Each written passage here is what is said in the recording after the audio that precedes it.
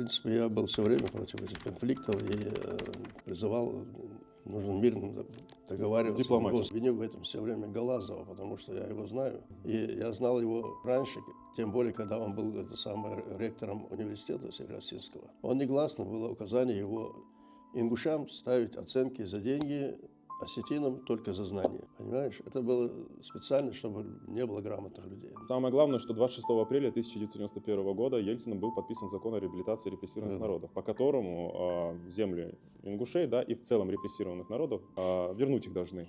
А то ингуши, говорит, ночью напали. Не было такого. Да и сил не было у ингушей в то время напасть. И оружия не было. И оружия не было, и армии не было. Я как раз был ответственным дежурным на заводе. Если бы я знал бы, что это самое там нападение или что-то, я же не пошел бы на работу. Конечно. Вот. А в эту ночь провоцировали, обстреливали Куртат, Дачное. Да, так тоже написано в постановлении. Так, и были провокации.